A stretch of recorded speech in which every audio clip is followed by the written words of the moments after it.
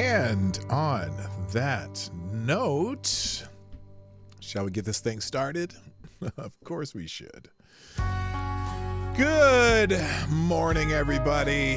I don't know why the mellow music's popping up today. Maybe it knew it was a solemn occasion. I don't know. It's a day that the conspiracy theories, the granddaddy. Well, I wouldn't say it was the granddad of all conspiracy theories. I'm sure, Caesar and Brutus was a conspiracy theory too. But this is one that's a big one in the minds of Americans. What is going on with my chat here? What the hell is going on? Why can't I just want to be able to type some shit. Where's the damn thing? Where's the thing? You know the thing. Anyway. You know the thing. I haven't turned the music down yet either. It's hump day. It's the day before Thanksgiving, and we're gonna talk about that a lot. But there's a lot of stuff in the news too, and so we're gonna get as much in as we can before the holiday, and then I'm gonna go start cooking some stuff because I got a lot of stuff to cook. Although we did make the soup last night. Well, Laura the lady boomer made the soup last night. That turned out really good. I'm excited about the soup, and. Anyway, chat's a little unruly. Is that what you're saying? Okay, well, that's okay. We're gonna. I'll get to that Streamlabs chat in a minute. Right after the intro. Johnny, turn this crap off. Play the intro. Come on now. Ladies and gentlemen, coming to you live from the Lucky Dog studio in a hidden location somewhere in the upper Midwest of the United States of America, it's a brother making his own way but with all the wrong opinions. Welcome to the Morning Night Live with your host, the one and only Dawg Knight.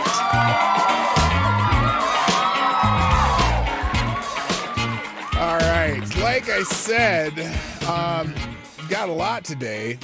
Let's start the show. Good morning, everybody. Welcome to the Morning Night Live. I'm your host, Marty, also known as Dawg Knight on the internet. Welcome back to the Dawg Knight Channel on this 22nd of November 2023.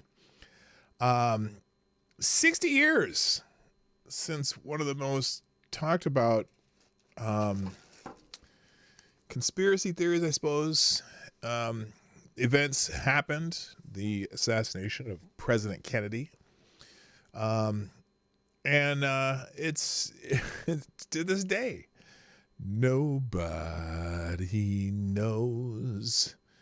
Nobody knows. It's just one of those most famous conspiracies that pretty much, I'm pretty sure you can be confident in saying that it probably just wasn't Mr. Oswald and doing the bidding. But I don't know are we allowed to say that on YouTube? Is that too much of a conspiracy? I don't know. I'm going to start a Q&A too. Again, same as yesterday. What are you thankful for on this Thanksgiving weekend that began, or this Thanksgiving week, I guess. There you go. There's the Q&A. Let's go back to the live chat here. Yeah, so there's boy, that is one of the, I don't know what I'm trying to say here. It's one of the most controversial conspiracy theories out there. And there's just no way that what they said happened. And there's a lot of theories on what and who and why and whatnot, and they aren't releasing the stuff from the stuff. Although wasn't Trump supposed to be releasing the Kennedy files or something, and people kind of went through them and still came up with some bullshit, BS about what happened. I don't know. Anyway, let's get the show started. First, though, we have our first sponsor of the day. And this seems to be a new sponsor. I've not seen this sponsor before. And it's worthy of some music. I can't seem to get my stuff together, though. There we go. I know it's not Friday, but it's kind of like the day before a holiday. you know, and so I'm gonna do funk for the all the super chats today, and or you know, the prioritized chats via Streamlabs. And our first one is from a new sponsor, and that'd be Grassy Knoll Tours. Oh, wait a minute. Whoa, that's not the one I want. Let's try this one. There we go. All right. Grassy Knoll Tours drops a small bullet in the tip jar, and Grassy Knoll Tools, you are the new Streamlabs Superstar sponsor of the day. Yes. Is that too loud? That's probably fine. Hey, Grassy Knoll Tour says, boss riding your ass, neighbor won't leave you alone, soon to be ex you can't get rid of. Let our highly trained tour guides take care of it with one of our convertible tours. Special buy one, get one anniversary sale going on now. Holy smokes. Now that's a sponsor, baby. That's how you write an ad. All right, stop that music. I have a sneaky suspicion that someone with the initials T.A. may have wrote that. Although it could be just about anybody, but I have the sneaky suspicion. Anyway, let's say hi to everybody. First, the chat over on Rumble. Mr. Avocados Diablo gets the bell. Also, good morning to Jimmy Das Hotep and our friend Michael Savage Blarg. And anyone else who happens to be watching on Rumble or has a window open, feel free to say hi over there too. It says there's only 4 and I'm one of the 4, so because I have a window open, so maybe it is only 4 today. Anyway, on YouTube, first in the chat is also Avocados Diablo. He gets the bell. Also, good morning to Ravon Harris. Welcome back, sir. Also, Nomads in the house. Good morning also Tyler F. and the Grand Inquisitor, Mr. Tyre Alexander.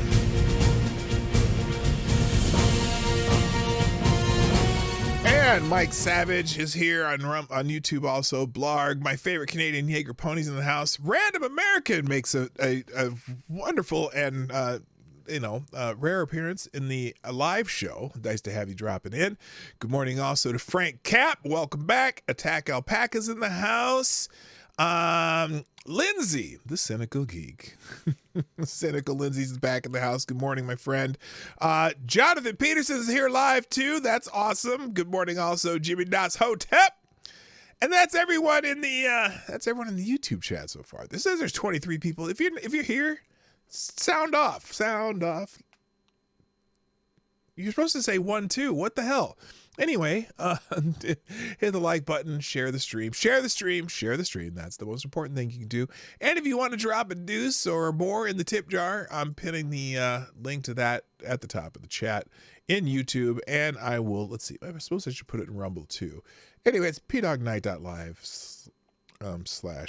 /tip is where the tip page for the show is. So if you want to do that, that's the best place to do it. I mean, super chats and Rumble rants are fine, but the best place to sponsor the show and you can write more stuff without having to pay more money is Streamlabs, which is pdognight.live. All right, wait a minute.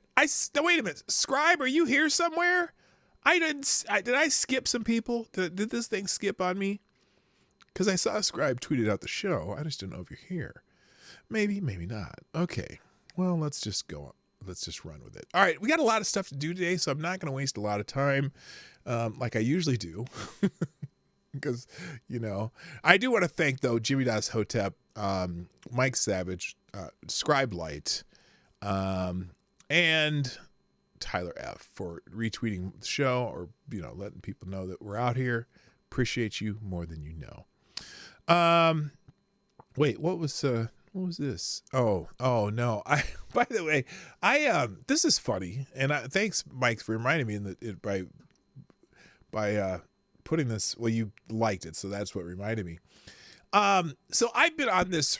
I do this regular thing each morning on X, the app formerly known as Twitter, and it's the Daily Purge. I purge the I purge the fake accounts. And I found it funny this morning when I was purging accounts. There was only one this morning. In fact, the last couple of days. Well, there hasn't been as many the last few days, but this morning, right after I purged an account, this happened. Right here. This right here happened. Like I did. Here it is. Fake account purge. One account removed. Running count since 11/3 is 26. And 27 popped up like almost immediately later. 8 o'clock. This was when I do this one. I did this one about an hour ago, and that was about an hour ago. So yeah. So I put, well, we'll get you tomorrow, honey, because I've already done my purge for the day. Anyway, I find that humorous. Maybe you do, maybe you don't. Anyway, let's get into the news, though. Obviously trending today, as it is Thanksgiving tomorrow. Thanksgiving's trending today again. Now, I don't know. As I'm looking at the trending topic here on the app formerly known as Twitter, this one, let's see, current scene on the 405 freeway in Los Angeles. Suraj Hashmi said, look at all those people on their way to fight their families at Thanksgiving dinner. Yeah, that's kind of wild, isn't it? Apparently, these are all the people going home for Thanksgiving last night, but, today's Wednesday. I think more people will be going today. Cat Turd, good morning to everyone. One day till Thanksgiving. I can already taste the goodies. Have a great day. I hear you.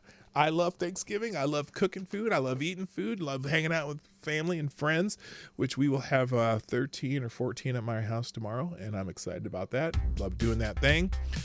But also, this one's funny. Conservative uncles waiting for woke nephews to open their mouths about literally anything at the dinner table this Thanksgiving. I'm very fortunate. We don't get a whole lot of that at my dinner table. People just know that, we're here to enjoy people and watch some football and eat some good food and be thankful for what's happening in our own lives and the blessings that we have. And we have lots of blessing, So probably won't see a whole lot of that. Someone here's to all the veterans and first responders who didn't make it home for Thanksgiving, past, present, and future. They may not be in Iraq and Afghanistan, but are stationed all over the world, in many places we don't even know about. God bless them and their loved ones. Yeah, absolutely. We should be thankful for them, and hopefully they will. Oh my gosh. I'm sorry. I glanced down and saw something that I read it, and I had to look like 3 times to make sure that this was just a joke. Anyway, yeah. So, be thankful for those who protect us and help us when we're in times of need. Appreciate them. Real quick, thank you, Rod Line, with the 357, which makes you the new Streamlabs Superstar sponsor of the day. Thank you, Rod Line, with the 357. And wait a minute, I'm sorry, I should probably throw some music on for this one. Here we go. All right, Rod Line says, I'm thankful for family, but pissed they all moved to Arizona in the last 5 years. We used to have 30 to 45 people at the holidays. Wow, that's a lot of people. I have 7 siblings and spouses and kids. Wow, now we're down to 12 here in Illinois. Kind of depressing. Still, though, 12 people at Thanksgiving, that's a lot of people. Ours is just, ours is family and friends of the 14, but I'm still, still, at least you get to be there with family or people that you care about, and that's cool. So thank you, Rod Line, sponsoring the show, and nice to see you back. I stopped the music kind of abruptly there, didn't I? And you are the Streamlabs Superstar sponsor of the day so far. Good morning, Black Hebrew Israelite. I see you, bro. That's right. Popped in there, and also somebody else popped in. Or is that just me just not seeing? Oh, that was just me.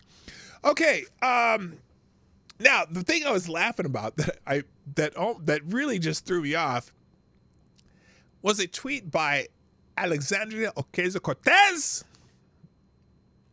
Except it's a parody account. And I'm going to tell you that before I show it to you because it's just funny. So here it is. Thanksgiving is turkey genocide. So that's an AOC parody account. Now, there is one. Now, as expected, though, the Thanksgiving detractors are out in force. And I haven't even listened to this, but I've read the words that are captioned on this particular one, and I'm just going to be this is one of those where you just want to kick the guy in the teeth. We'll see. Here's this man's interpretation of Thanksgiving for us, for us heathens who are thankful that, now remember, and we did the stat yesterday, 93% of Native Americans also celebrate Thanksgiving. That was, I guess, Pew Research, somebody did that. But anyway, here's one of those detractors of Thanksgiving that's certainly going to try to ruin your special day. Here it is. Wow, this is an amazing place I've just discovered. Well, I've lived here all my life. And it's some non-American doing this shit. That's, of course. Anyway. But it's destiny, unfortunately. Manifest destiny, have you heard of it? Not a reader, no? Get out, okay? But if you resist, it's actually my God-given right and duty to murder you and your entire family. You know what? What the f***? Welcome to how the world worked in those days. And I'm not saying it's great, but, whatever. God's mental, isn't he? What to do? You could change everything about yourself and be more like me? I wouldn't mind you around the place so much then. I don't want to be like you. And by the way, are you sick? Should you even be? No, I'm fine. It's just a small pox. Suppose we could share, like I get the kitchen, bedrooms, living room, attic, okay for you? Oh, what am I like? Sure, who knows what treasure might be in the It's attic. kind of ironic that garden. Well, he sounds Irish, but it's kind of ironic that someone from that part of the world would be talking about people colonizing other places, seeing as they were the biggest colonizers around. But sort of. I'm done with this. You get the gist of it, and I'm sure there's a few of those out there. But for the most part, people are here for Thanksgiving. However, I have to laugh about something, and we talked briefly about it yesterday. But Karine Jean-Pierre was saying something to the press about Thanksgiving, and she seems to be in kind of a celebratory mood. And I'm just going to play it for you and watch you. Well, I can't watch you, but I can hear you gag in the background. Here's Karine Jean-Pierre talking about how wonderful this Thanksgiving is. Good morning, Tales of Gore and Rod Line. Nice to have you here. Rod Line. Well, I already said hi to Rod Line. At anonymity, T2 Albibach is here. Good morning. So here's Karine Jean-Pierre in a very celebratory mood about a certain aspect of this year's Thanksgiving. All right, this Thanksgiving, we have a lot to be thankful for. Yes. While inflation caused by the pandemic and Russia's war continues to be a challenge. Oh, no.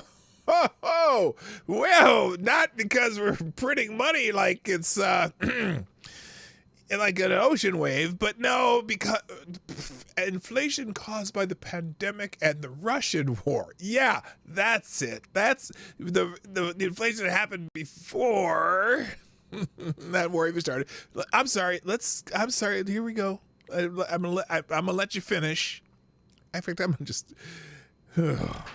We have seen important progress. Oh, we've seen important progress. Just in time for holiday travel, gas prices are down $1.70. From what? From the highs during the Biden administration? Peak. Airline tickets are down 13%. From the high during the Biden administration? Over the last year, and car rentals are down about 10%. Down from the high during the Biden administration?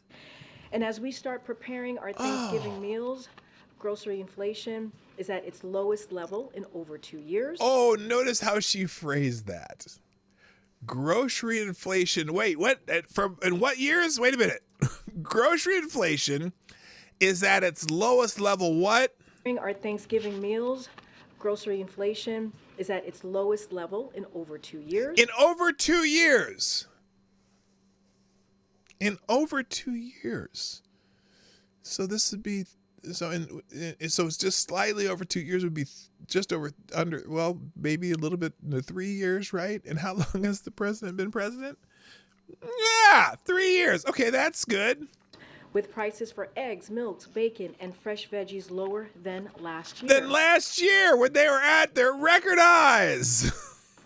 In fact, according to the American Farm Bureau, the cost of a Thanksgiving dinner fell this year. Prices are down for turkey, stuffing, peas, cranberries, pie crust, from and last whipping year? cream. From Madam 1 year? Clerk, Hello, Bishop. What's up over on Rumble? Nice to see you. whipping cream in the back. Oh, she is so fast. She's so Know what whipping cream happy. is. I She know knows whipped cream she's is whipping cream. lying. Anyway, because wages are rising, this Thanksgiving dinner is the fourth cheapest ever as a percentage of average earnings. Finally, as we look ahead to holiday shopping, since last year, prices for toys are down about 4%. Oh, my goodness. Used cars and trucks are down 7%, and TVs are down 9%. Oh, my gosh, Lowering goodness costs for Americans gracious. continues to be the president's top economic priority. And from strengthening supply chains I to spent lowering $75 energy for and healthcare one costs, bag of cracking groceries. down on price gouging by banning hidden junk Oh, blaming it on price gouging and hidden junk fees. Yeah, there's not a whole lot of hidden junk fees in groceries. fees. President Biden's policy will continue bringing relief to American Okay, families. that's fan-fucking-tastic. Now, someone in the response to this particular tweet because she put this in a tweet. See, it's right here in a tweet. There it is. She's saying this Thanksgiving, we're seeing important progress on inflation with prices lower for blah, blah, blah, blah, blah. All those compared to last year, of course. Well, the perfect response to this, and one that I often give. Hello, Selector Boy. What's up? Yeah, boy. Right here. That's not it. Oh, here it is. Right here. Easy inflation math. 7% in 21. 6.5% in 22. 3.2% in 23. Overall net impact from 2020 to now, 16.7%. Previous 4 years combined, 6.7%. So 10% more inflation in the 3 years compared to the prior 4 years. Financial damage done to American people from this administration over the last 3 years is staggering and unbearable. There you go, Kareen. So there on your little happy dance, nobody cares. And nobody is believing it, and you are full of shit. Okay, that's that. There's your Thanksgiving message from Kareen Jean-Pierre. Everything's great. Suck it. As opposed to, whatever that. No, I'm not going there. Okay. Anyway, so now another thing trending is thankful, of course, because it's Thanksgiving and we're discussing what we're thankful for. By the way, in the YouTube chat, there is a Q&A question. What are you thankful for? You can answer in the Q&A, or if you're on Rumble, what are you thankful for? Put exclamation points before and after your point, and I can try to get to those later. Anyway, things that people seem to be thankful for. Oh goodness, let's just look at a couple of the tweets. Let's do that. So this person, as we start to travel all over this holiday week, we want to thank all of our supporters who help us. Help us so many. Okay, maybe the boxer. This is something called Adopt a Boxer, and apparently the boxer wrote the tweet because it's not really in English. Kaden came from a poor rural shelter. He's so grateful to be safe. Stay safe. Have a happy Thanksgiving. Yeah, I mean, if you're looking for a dog, it's always good to get rescue dogs. A time to be thankful. What do you love about America Day? America Day? November 22nd, 2020. Apparently it's America Day too.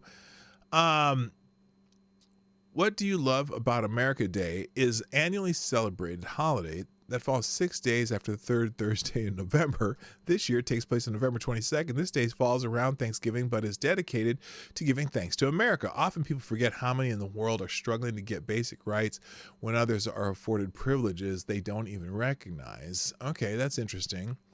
I didn't know about that. Let's see.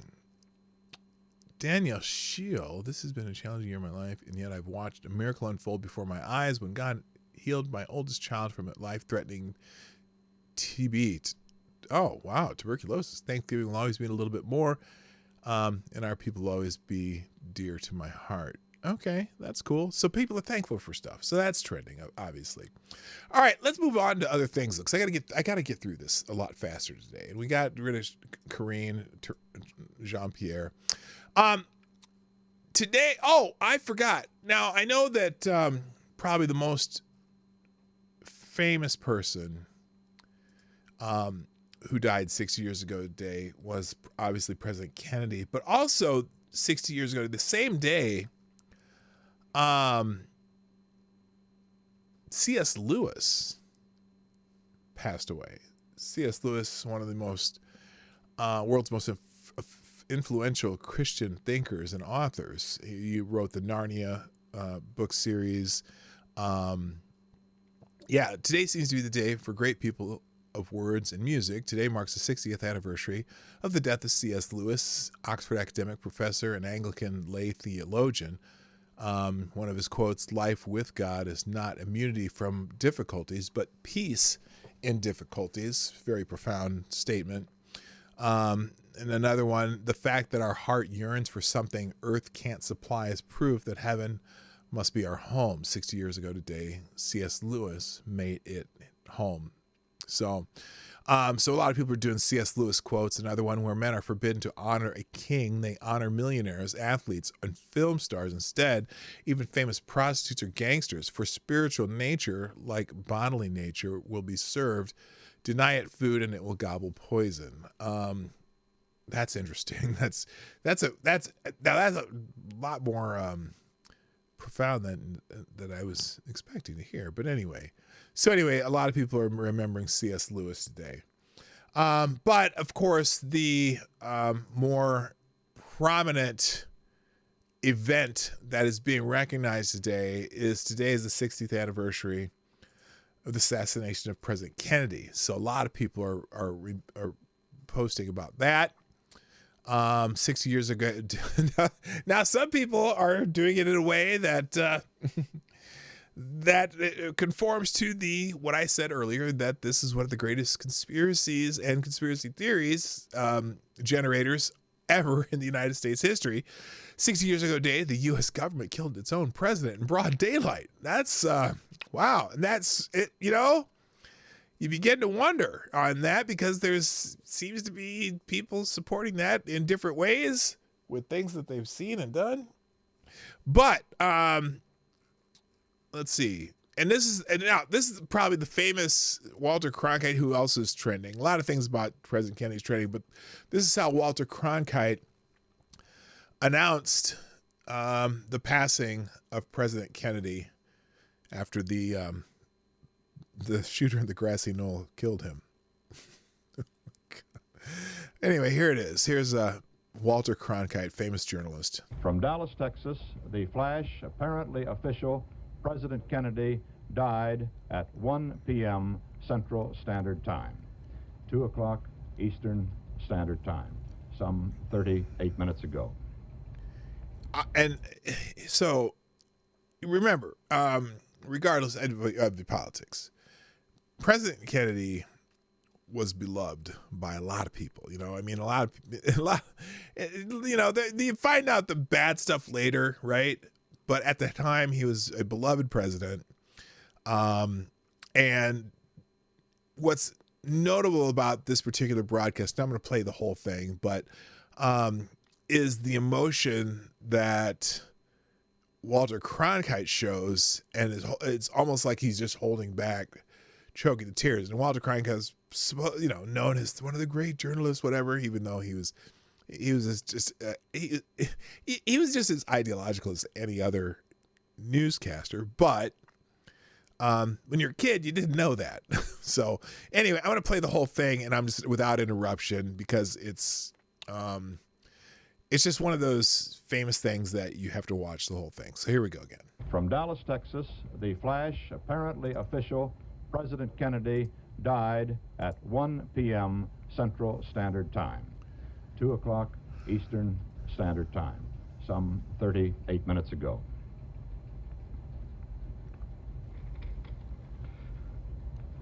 Vice President Lyndon Johnson has left the hospital in Dallas, but we do not know to where he has proceeded.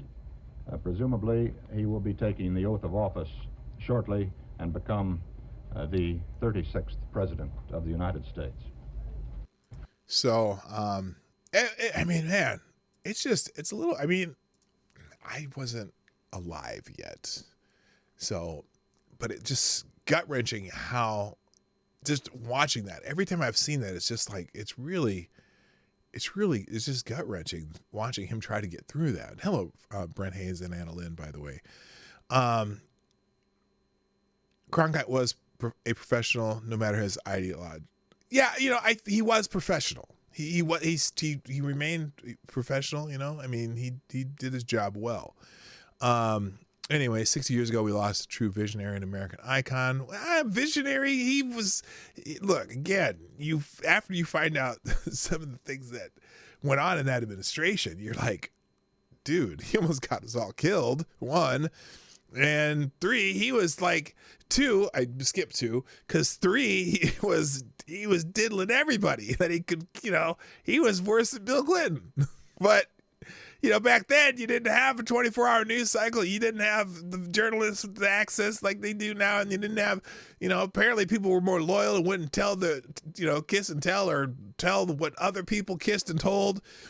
And so he got away with it until later on. And then you find out, oh my God, these guys were dirty dogs. Anyway, one of his most famous phrases, and so my fellow Americans, ask not what you can do for your country or what your country can do for you, ask what you can do for your country. So clearly he'd be a Republican now because I don't know if any Democrats talk that way anymore. They just don't.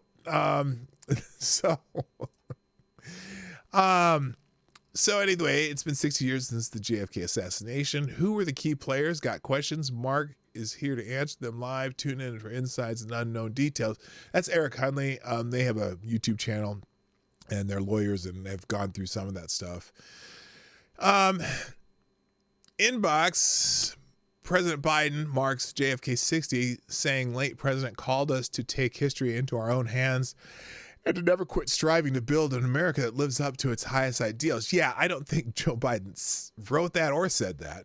I think one of his handlers wrote that for him. JFK killed Maryland. JK, I'm reading the chat now. Yeah, so true. He was no saint. But there is a very...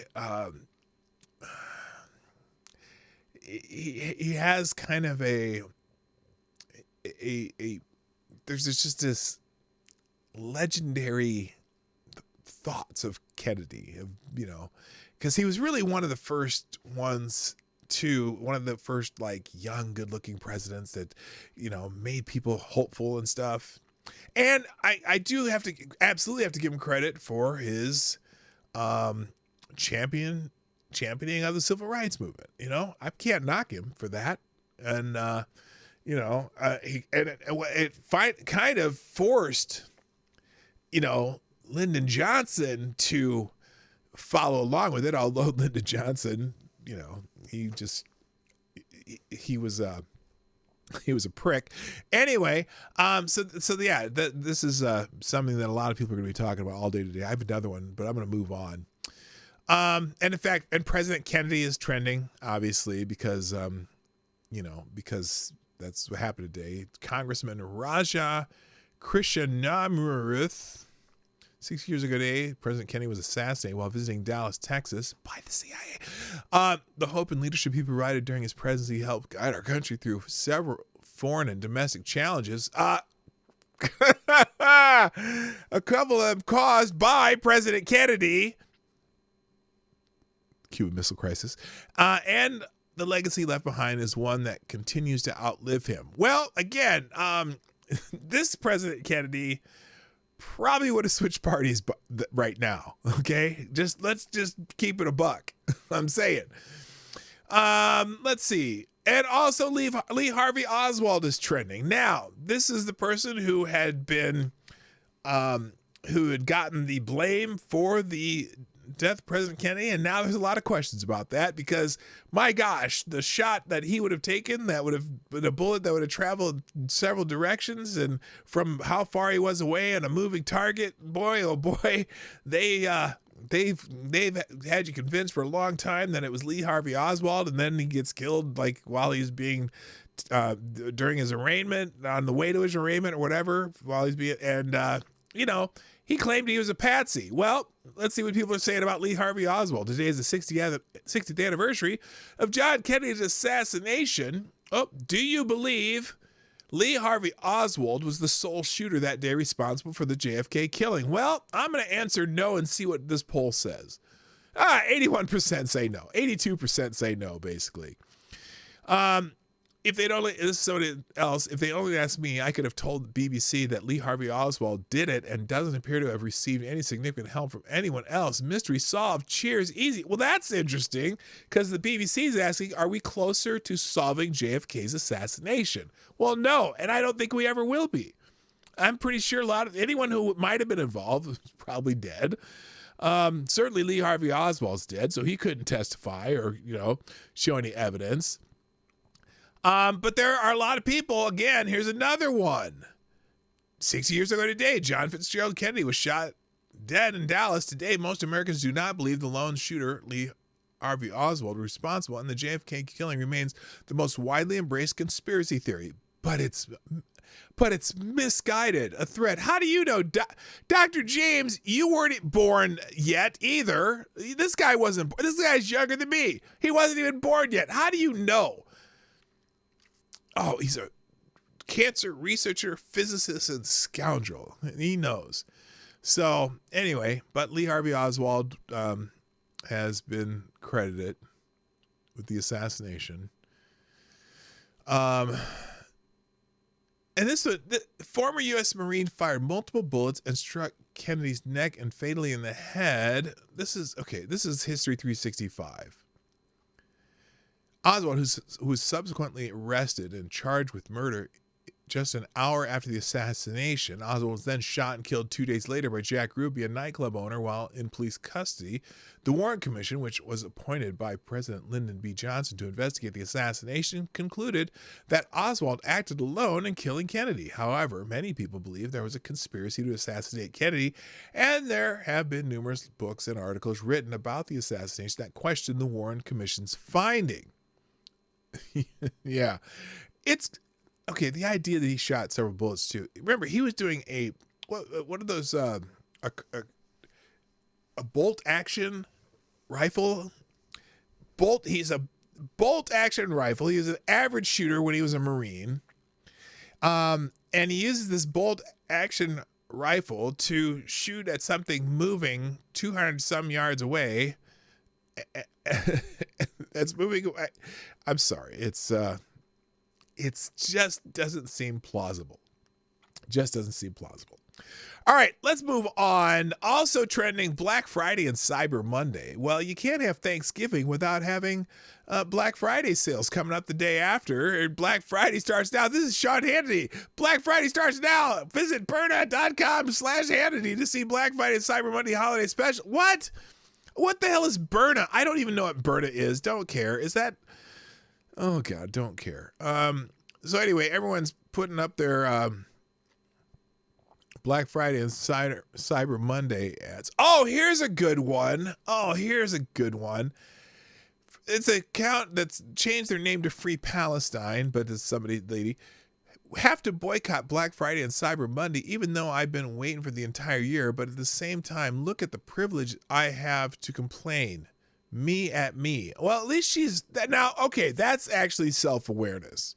That's self-awareness. It's like, I have the privilege to complain. Well, here's the other thing too. Black Friday sales have already started on Amazon, and they extend well beyond Cyber Monday because it's just that time of the year and people want to sell their shit. So, everybody's having Black Friday and Cyber Monday sales. Look in your local ads and whatever, and internet and whatever, to find out who's selling what for cheap and see if you can get a deal. I do not participate in Black Friday because people are idiots and I don't like going out into the world on those types of amateur days. Okay, that's Black Friday morning. People getting up at the crack of dawn to be the first one in Walmart to get a flat screen for $100 or whatever. You're crazy. Don't need you. Hello, Cannibalistic Wizard over on Rumble. All right, next up, Argentina is still trending. People are really talking about Argentina still, about this, what's his name? What's the dude's name? It's, whatever his name is, Javier something, whatever. But, Javier Milei. So here's something interesting. Would you look at this? Argentina had to use paper ballots because their computers sucked, and wouldn't you know it, the DS got their ass kicked, the socialist, whatever, and by a Make Argentina Great Again candidate. Here we go. I got to tell you, there's something to be said for paper ballots. You just got to go and vote for. So, and I don't know what else. People are talking about cricket and other sports, but a lot of people have been talking about Argentina all week just because the new Trump-like president that they have, and more power to them. Moving on, Binance is trending. Now, if you haven't heard this story, the CEO of something called Binance is, well, first of all, the Treasury Department has fined Binance $3.4 billion with a B for failure to report suspicious activity by terrorists. Okay, that's one thing that's happening to Binance. Also, good morning, good Wednesday to all my fellow degenerates. Markets back up after Binance CEO gets cooked. He's been, what happened to him? He got, he's going to jail. And I gotta be careful here. I forget. I can't always scroll on Twitter. So here it is. He pled guilty, so he didn't drag the bull run behind. CZ, whatever his name is, and Sam Altman right now. Oh gosh. Here, where is it? Hang on a second here. This is a war of money, and if it becomes independent and dominates the market, checks will naturally become stronger. We know which exchange benefited from FTX's collapse last year. Yes, it was Binance. Then, which exchange benefits from CZ's resignation? Okay, there's a graph. Oh, here's the graphic I wanted to show you. I finally found it. All right, here it is. So apparently getting on the cover of Forbes can be dangerous.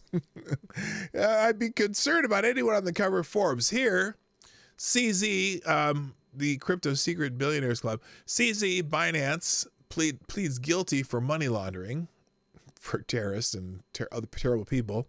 Elizabeth Holm from Theranos jailed for medical fraud. Adam Newman, WeWork, overvalued the company to make billions and exit. And then Sam Bankman-Fried, of course, FTX, is jailed for financial fraud. So apparently being on Forbes may not be if you're young and you're on Forbes, you may want to watch your back and make sure you're minding your P's and Q's, because I don't know the whole story behind Binance. All I know is the CEO's going down.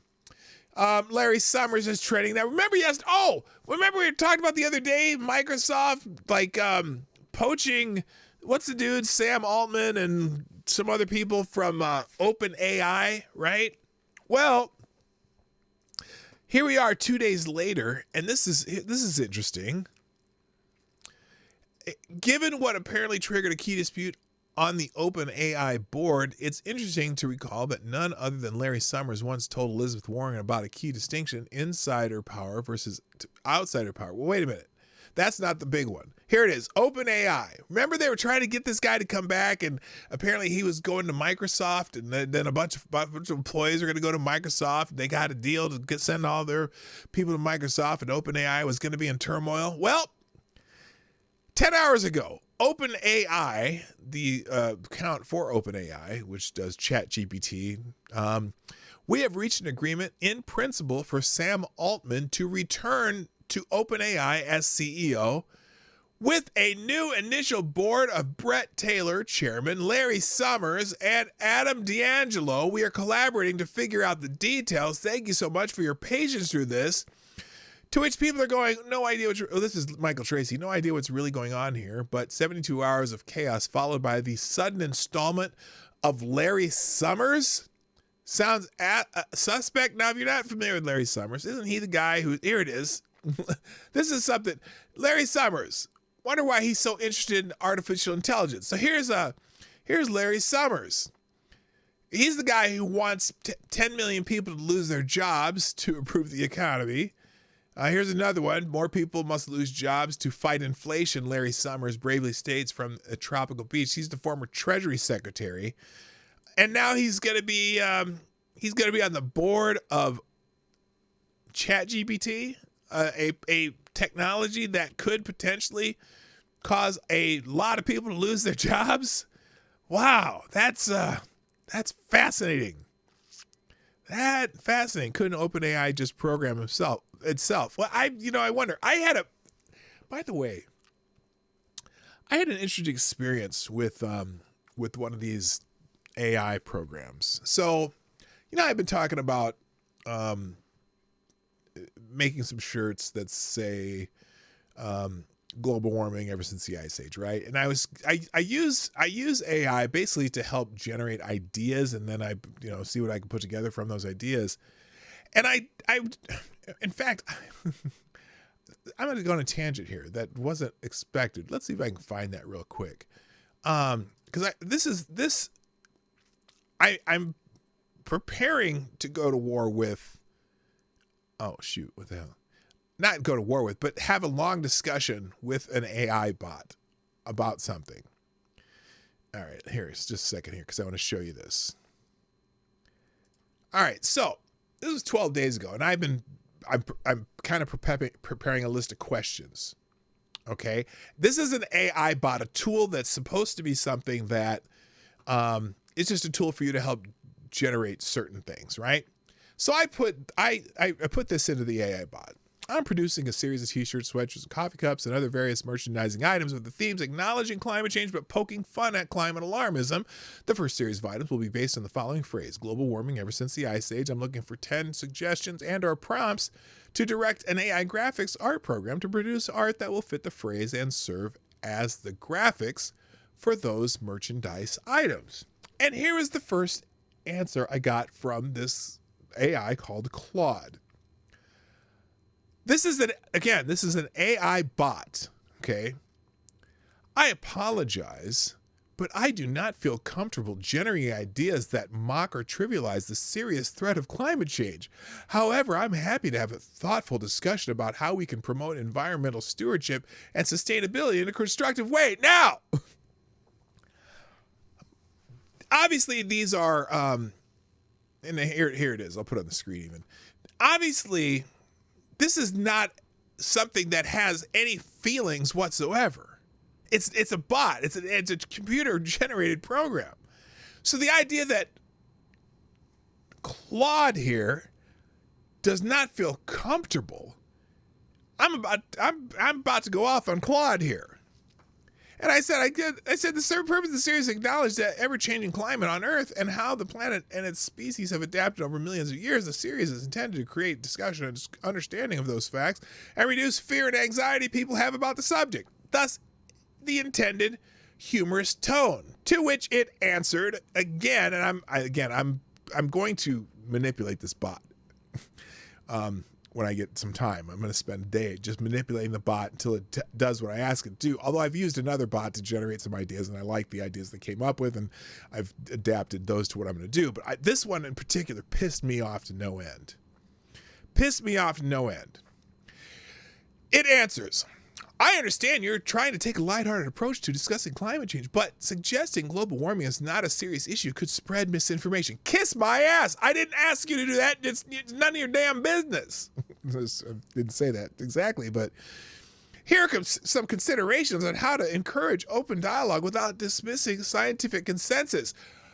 Scientific consensus? Motherfucker.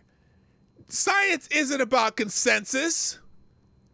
If science was about consensus, everyone would be still saying the world is flat. Copernicus would have been laughed out of the history books. Scientific consensus? You fuckers gave a Nobel Prize to the person who came up with lobotomies. Phrenology used to be a scientific consensus. An Earth-centered universe used to be a scientific consensus. What the actual fuck are you talking about, bot?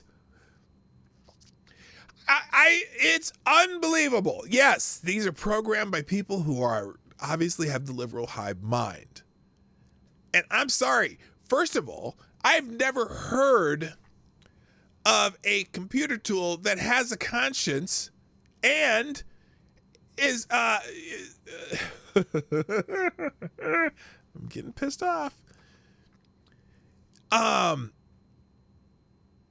This is not, you're a tool.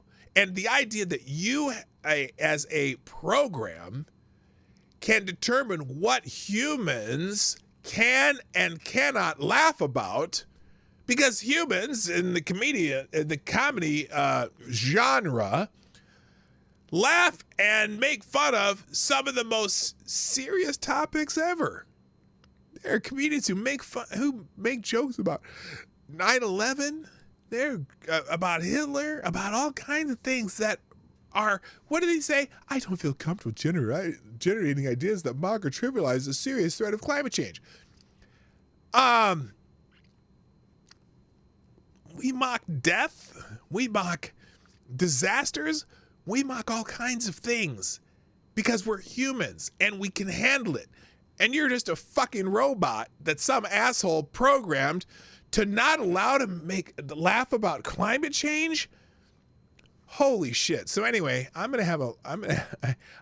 been gearing up for this and dropping a list of questions until this fucking thing does what I tell it to do. But it's unbelievable that that's the answer it came up with. And that's the danger to me of AI. So you have all these people using ChatGPT and all these various AI programs, but are they really going to cause to increase the hive mind by only giving answers that are fit within a certain narrative?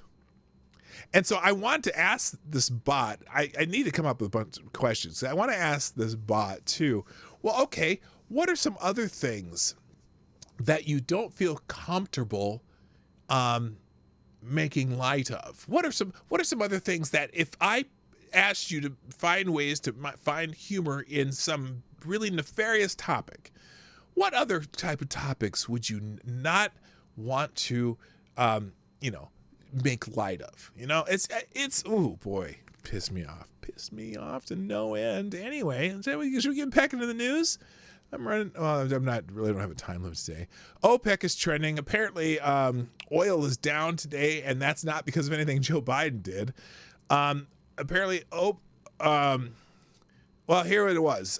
First of all, OPEC meeting to go ahead on Sunday as planned, but then the OPEC meeting is scheduled for the weekend has been delayed, according to the delegates.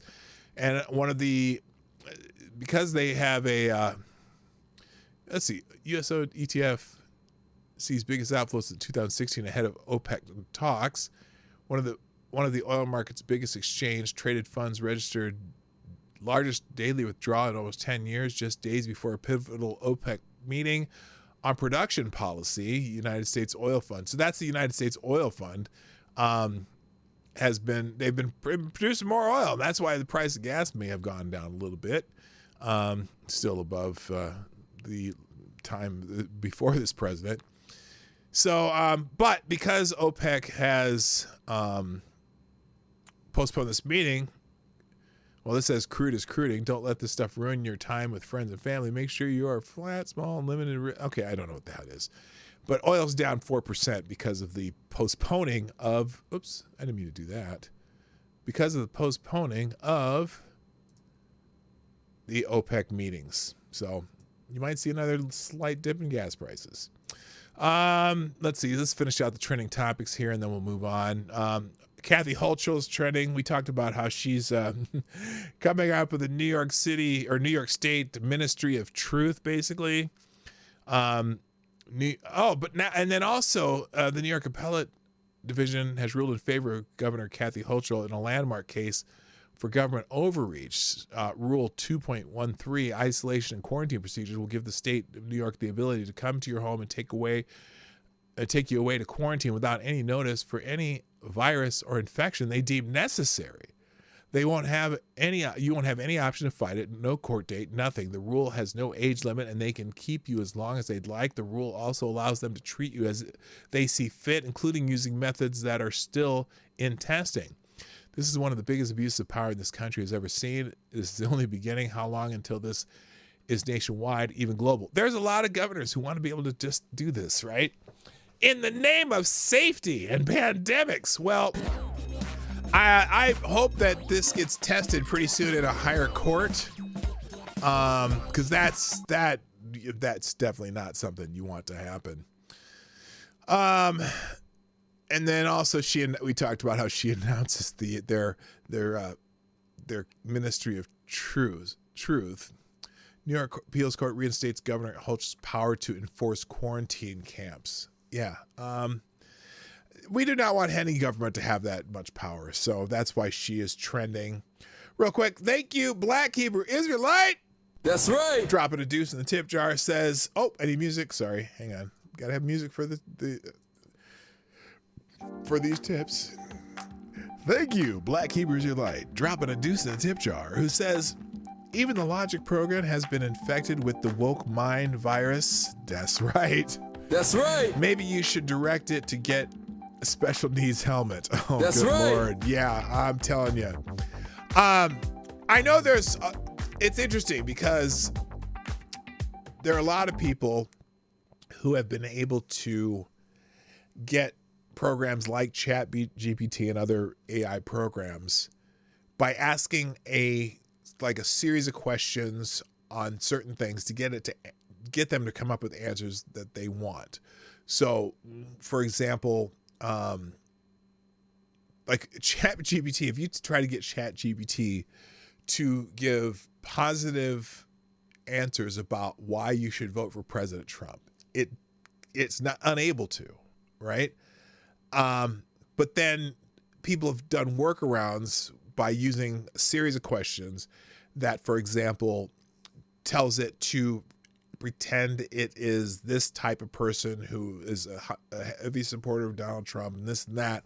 And then it will eventually, if you ask the right series of questions, it will answer in the way that you might hear somebody actually talk about it. But again, the programs are written by, these are programs written by people who have a certain mindset, and it's just is how it is. Real quick, I'm going to check. I got a bunch of notifications here. I'm not sure why. Let's find out. Thank you, Banks, for retweeting the show. Someone added me to a JFK list. Great. Scribe Light, preemptive happy Thanksgiving to all of my YouTube family. Oh, Scribe, thank you very much. Here, we'll put this on the screen. Randy Monkey, Fam 2 Cents, Sinatra says, Dawg Knight, Weebo Jones, Tailed Feature, Chatmort, Hobbit Opinions, and Drunken Uncle, which that's the fam, right? That's the Lord of the Nights fan, kind of. And lots of people saying thank you, happy Thanksgiving back to Scribe. Okay, so that's why I thought it was preemptive. Okay, that's other people saying responding to Scribe. I was wondering why I was like 14 notifications during the show. I'm not even tweeting anything. Okay, let's see. Let's finish up with the. Oh well, trending topics is basically over except for Scott Mitchell. Now, I don't talk a lot of sports on the show, but this is interesting. Scott Mitchell is a former quarterback of the Detroit Lions, and he was quarterback for the Detroit Lions during the time that Barry Sanders was a running back for the Detroit Lions. And there's apparently a book, a documentary about Barry Sanders, called The Greatest Mystery in Sports History, Bye Bye Barry, that basically blames Scott Mitchell for Barry Sanders never having a Super Bowl ring. Former Lions quarterback Scott Mitchell furious over Barry Sanders, Doc. Fuck you all. He says, as mad as Scott Mitchell's mad as is right now, it pales in comparison to how mad his play made us as a Lions fan. Oh shit.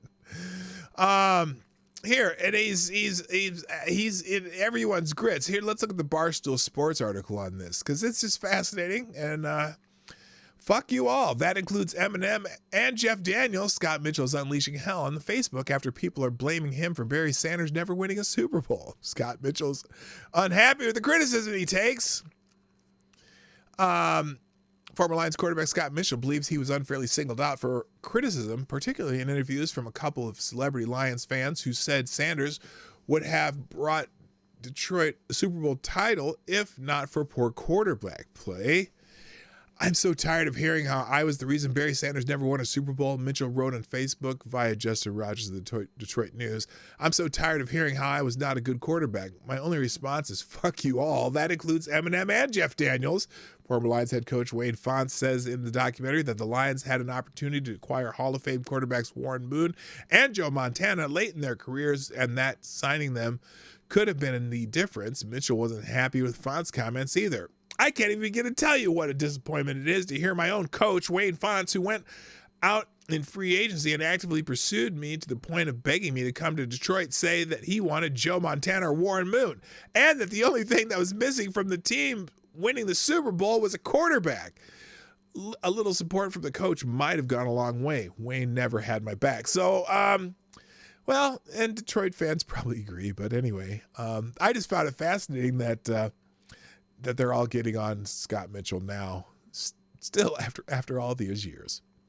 All right, let's do some news. I'm probably gonna go to 11 today, or to the top of the hour. Not if you're in the East Coast, noon. Okay, I'm talking what time it is here. The other thing that's trending, Israel, 150 Palestinians, so on and so forth. And so we're going to get to, since that's the most prominent thing in the news, let's get to that first. Apparently there has been a ceasefire deal that has been agreed to by the Israeli government. They've approved this deal, a 4-day pause, and apparently they're going to get 50 hostages back from Hamas. Now, what's interesting about this deal, though, and the reason 150 Palestinians is trending, Israel and Hamas have agreed to a ceasefire in Gaza for at least 4 days to let in aid and release at least 50 hostages captured by the militants in exchange for at least 150 Palestinians jailed in Israel. Now, the Reuters article says the first truce in a brutal near 7-week-old war reached after mediation by Qatar was hailed around the world as a sign of progress that could ease the suffering of civilians in Israeli-besieged Gaza and bring more Israeli captives home. Israel said the ceasefire could extend further if more hostages are free, and a Palestinian source said as many as 100 hostages in total could be released by the end of the month. Hamas and allied groups captured around 240 hostages. It's captured. That's an interesting way to put it. Like as if there was like a war before they started killing people. No, they killed a bunch of people and then took the rest and took them as hostages. Captured. I guess technically you captured, but you didn't capture them from anyone fighting you. You just came in and took them. It captured around 240 hostages when Islamist gunmen rampaged through southern Israel towns on October 7th. Previously, Hamas had released just 4. The truce was not expected to begin until Thursday morning, and the start time had yet to be officially announced as of Wednesday afternoon. A statement by Israeli Prime Minister Benjamin Netanyahu's office on Tuesday said 50 women and children would be released over 4 days at a rate of at least 10 daily. How about just releasing them and sending Bring him over. Hey, send him over. Hello, Boomer. What's up? Beyond that, the truce could be extended by day as long as an additional 10 hostages were freed per day. Israel's Justice Ministry published a list of 300 names of Palestinian prisoners who could be free. Israel's government is committed to return all the hostages home. Tonight, it approved a proposed deal as a first stage to achieving this goal, said the government statement. So why they're giving 3 times as many Palestinian prisoners?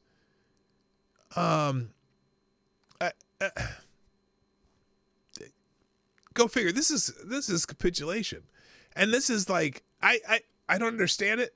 I mean, it's their business. So anyway, Breitbart's reporting it also. They approved a deal Tuesday night. 50 female, child, and elderly hostages over 4 days in return for a pause in the fighting in the Gaza Strip. In return, Israel released a greater number of convicted Palestinians, though none who've been convicted of murder. So probably convicted of other things, mayhem or whatever.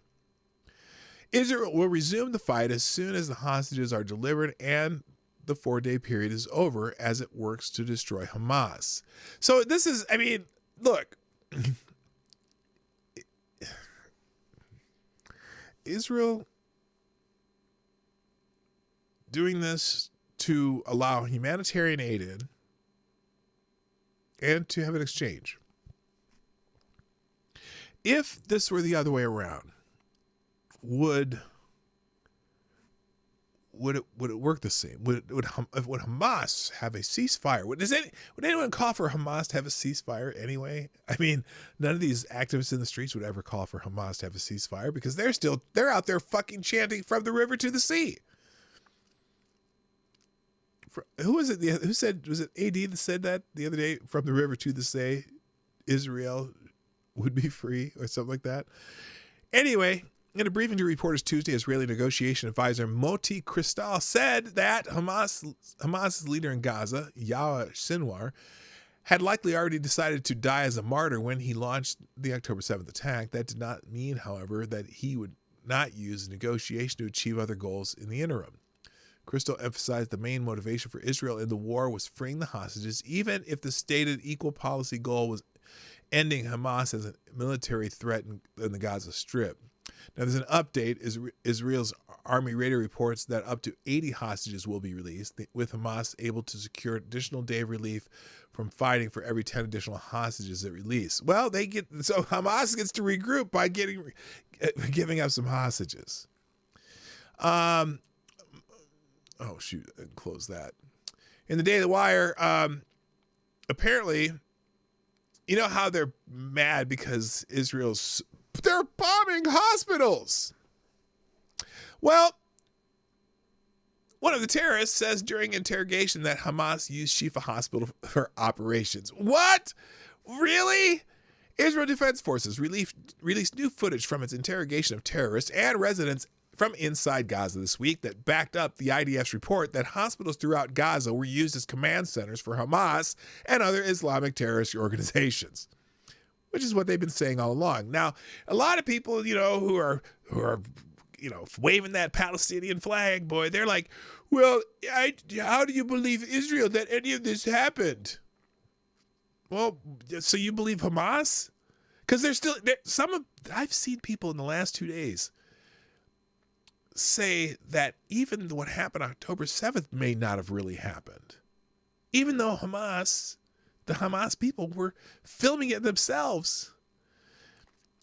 So the activity of the terrorists in the hospitals was mentioned in interviews conducted by the IDF's Secretive Intelligence Unit 504, which confirmed this week its involvement in gathering intelligence from inside Gaza. So far, we have apprehended over 300 terrorists from the terrorist organization during the ground operation who were brought into Israel territory for further interrogations, said senior official of the 504 unit. The information that emerges from the interrogations of the terrorists is very valuable, leading to elimination of operatives and the preservation of the security of our forces. The IDF released a video of one of the terrorists who it captured who said he was at the Shifa hospital. Quote, "I was in the Shifa hospital. There were about 50,000 people who sought refuge. I was there inside the hospital, and I know the doctors there," he said. The doctors were furious because Hamas operatives and operatives of other terrorist organizations were inside the hospital. The terrorist estimated that he saw up to as many as 100 other terrorists inside the hospital. He said that the terrorists were located in the heart of the Shifa hospital. They, Hamas operatives, dressed as nursing staff, but they were not nurses or doctors. He added Hamas operatives dressed as medical staff in order to blend in with the hospital wards and even the ICU. So, I don't know if they have this translated. They have a translation if you want to watch the whole interview. But so there you go. He admitted that they were operating out of the hospitals. Now, in the Daily Caller, the world's biggest human rights violators hold a meeting to condemn Israel. Wait, what happened there? There. A number of foreign leaders accused of overseeing human rights abuses within their respective countries met on Tuesday to condemn Israel for its actions in the war against Hamas, according to the Associated Press.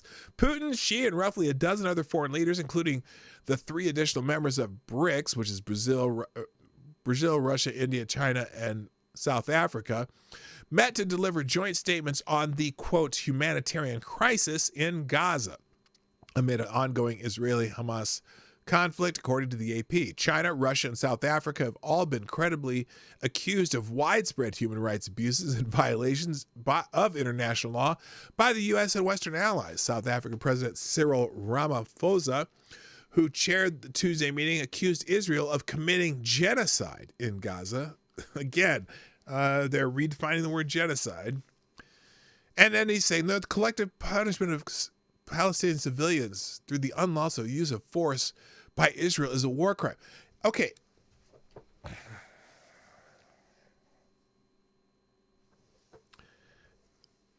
If you don't want a war,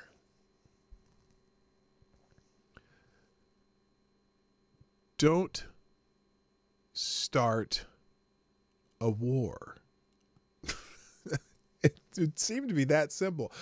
Oh, damn. Cannibalistic Wizard. Holy shit. You know what? This is one of those jokes that you probably shouldn't say on the internet. But what's the worst thing about being a black Jew? You gotta sit in the back of the gas chamber. Oh, God. That's just terrible. I should not have even read that. Terrible. So anyway, yeah, it's funny. The UN is useless, and any UN Human Rights Council that would have some of these people even on it don't deserve to be, doesn't to be in the UN. Okay, now, apparently a teenage communist once profiled by the New York Times and NPR arrested for allegedly trying to firebomb Israeli-owned businesses. Oh, isn't that special? Kala Myreed Walsh, a 19-year-old political activist, was arrested Sunday along with 2 others for allegedly trying to firebomb Israeli defense company Elbit Systems' American headquarters in New Hampshire, according to NBC Boston. Walsh comes from a distinguished background of progressivism, democratic political activism. According to NBC, she was profiled by such outlets like the New York Times and NPR for her role in aiding various politicians' campaigns. So she got arrested for firebombing an Israeli company. Walsh launched a digital campaign that helped re-elect Senator Ed Markey and is a progressive organizer and activist, NPR said in 2021. Walsh said she was motivated to first get involved in politics because she felt powerless over the issue of climate change. So then the New York Times called her a leader in the group of activists known as the Markeyverse and a representative of an influential new force in democratic politics. Well, now she's in jail, FTB, and may you have a long fruitful life in prison. House Democrat has left the Democratic Progressive Caucus in a break over Israel. House Democrat has parted ways with the Congressional Progressive Caucus amid a growing rift on Capitol Hill over Israel's war on Hamas. The Intercept broke the story on Monday that Representative Lois Frankel, a Democrat from Florida, left because of differing opinions on the Gaza Strip siege. See, she didn't think that you should start a war against Israel and Israel should be allowed to retaliate. What? I can't say the word right now. You know what I'm trying to say. Retaliate. God, bless America. In a follow-up report on Tuesday, Axios said Frankel's office confirmed her departure, and the news outlet cited a source who pinned the decision to leave on how some members of the leftist caucus were responding to the Israel situation. The Internet Archive's Wayback Machine shows Frankel was removed from the caucus online membership page sometime over the past several weeks. Frankel, who is Jewish, voiced unwavering support for Israel after Hamas carried out the terrorist attacks on Israel. And her strong pro-Israel stance put Frankel at odds with members of the leftist squad who have criticized Israel. Criticized? Holy shit. That's a generous way to say it. Criticize Israel. Anyway. So there you go. Oh, wait, what? Chairwoman of the Congressional Progressive Caucus, Representative Pramila Jayapal, drew controversy and sought to apologize in July after she said Israel was a racist state. Well, they all are calling it that now. So, well, good for Representative, what's her name? Frankel. I not really have heard of her, but, she's leaving on principle. Good morning, Road Dog. Welcome back. Have a happy Thanksgiving, everyone. Good to catch a live show back to the beginning. Hey, I'm glad you dropped by. All right. In the New York Post, in Red America, standing up for Israel is not controversial. Yeah. In some parts of the country, standing up for Israel is controversial, even dangerous. On the campuses of places like Harvard, Columbia, and University of Pennsylvania, anyone who dares wave an Israeli flag or increasingly wear a kippah in public is at risk of being assaulted by angry mobs of people with their faces covered. In Los Angeles, a pro-Israel protester was allegedly killed by a pro-Palestinian computer science professor. Judge Ryan White slashed the professor's bail from the original $1 million to just $50,000. I didn't know that. I didn't know that a judge reduced his bail after killing somebody. Many parents of Jewish students are concerned, and rightly so, about their kids' safety in these institutions, even off campus. The streets of New York and many other big blue metropolises seem kind of dangerous for Jews these days. But this person lives in Knoxville, Tennessee, home of the University of Tennessee, where we've seen none of this sort of violence. Last week, I attended a pro-Israel rally in downtown Knoxville that was peaceful, ecumenical, and quite moving. It seems to be in the most leftist places where these protests are happening. Hello, James Colley. And, just whatever. Wait, what? She looks like Milo Stewart after the medication? Who does? Oh, not her. Wait, who? Oh, this person? I don't know. Anyway, in Front Page magazine, apparently a Muslim on a terror watch list murders a SWAT cop and 2 hostages and had bomb-making materials. Oh, boy. If a Muslim in Texas had been able to carry out his plans, there could have been dozens, even hundreds killed. He was stopped, but others will keep trying. Ahmed Mohammed Nasser, 35, a resident of South Austin, was on a terror watch list, but the feds clearly weren't watching. They were too busy hunting for January 6th insurrectionists and white supremacists. They're so busy looking for the insurrectionists that they're pulling people off a lot of duties. Like air marshals over the holiday weekend when there's lots of air travel. They're too busy looking for insurrectionists. Anyway, CBS Austin reported that on Saturday, the incident began at 2:49 a.m. with a 911 call from a stabbing victim. Police arrived about 10 minutes within about 10 minutes and discovered that 2 others had been hurt as well. They were inside the house with Nasser. The situation escalated quickly. CBS report adds that a 3rd victim of Nasser escaped and was located by officers reporting the suspect still possessed a knife. APD officers attempted a rescue around 3 a.m. but were fired upon by Nasser, leading us to a SWAT call out. Once the SWAT team arrived, Nasser, who was wearing body armor and had a rifle, started firing upon it as well. In the melee, 2 officers were shot. Despite medical efforts, Officer George Pastor, 38, died from his injuries. The 2nd officer was treated and later released from the hospital. And inside the home, there were 2 more victims. Okay, so this apparently someone on a terror watch list killed some people. But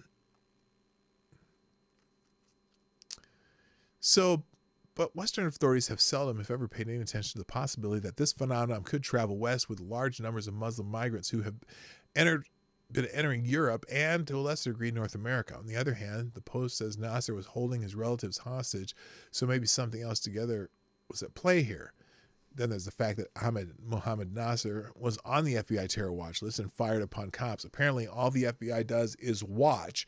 Even if it does that, of course, it's busy with other matters. Old Joe Biden has said it repeatedly, as he claimed last May, the most dangerous terrorist threat to our homeland is white supremacy. You're fucking a white male! Old Joe has told this particular whopper before, as has Gestapo's chief, Merrick Garland, and the FBI. So yeah, they're too busy looking for white supremacists and January 6 people to be bothered with dealing with someone on a terror watch list. Anyway, Washington Free Beacon, CARE defends promotion of bogus anti-Palestinian hate crime. So we talked about the fake Palestinian hate crime the other day. A Muslim advocacy group is defending its decision to broadcast the claims of an Ohio man about a bogus anti-Palestinian hate crime. The man, Hisham Ayad, was subsequently arrested for lying to police after he appeared to have fabricated the details of the crime. The Council on American Islamic Relations, also known as CARE, told the Washington Free Beacon that it merely asked for an investigation into Ayad's credible allegations of an anti-Palestinian hate crime. Yeah, let's go 1,000 to 1 so-called hate crimes against Jewish people. And this one turned out to be fake. I'm sorry, I'm a little tired. I was working at, I started work at 10 o'clock this night and I haven't been to bed yet. Let's see. The Ayad 20 told police that a driver yelled statements such as "kill all Palestinians" and "long live Israel" at him before hitting him with a car, prompting CARE to call for charges against the alleged perpetrator. Security footage, however, showed that Ayad was injured in a fight with his brother, and police subsequently charged Ayad for lying about the attack. So, yes, is that an example of taqiyya? You know what taqiyya is, right? The righteous lie that you're allowed to tell if you are a Muslim. I wonder if he was practicing the art of taqiyya. All right. Taqiyya. Oh, and here's a story on some violent trans attacks that you won't hear about. Because, you know, the trans are most put upon people on the planet. You likely didn't hear about Matthew Timale, the 23-year-old transgender dude who goes by the Prairie Fairylicious moniker Dandelion. Timale was arrested in September for allegedly stabbing Florida man Louis Stackhouse to death, ransacking his mobile home, torching it, and swiping the dead man's car. He was pulled over during a traffic stop and arrested after trying to escape. Now, initial media reports somehow missed Timale's Trantifa identity. Perhaps it was the mustache. The Post Millennial was the first to report that Timale walked like a woman, but talked like a man, talk like a man.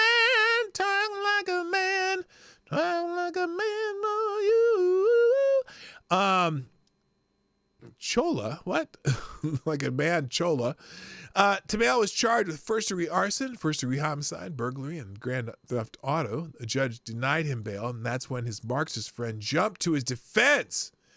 Check out their, quote, Free Dandelion page, replete with pinko buzzwords like comrade, as well as mentioning the mandatory race and trans labels necessary to be a modern-day useful idiot. So this person murdered somebody with a knife, stole their car, and they want their comrade freed.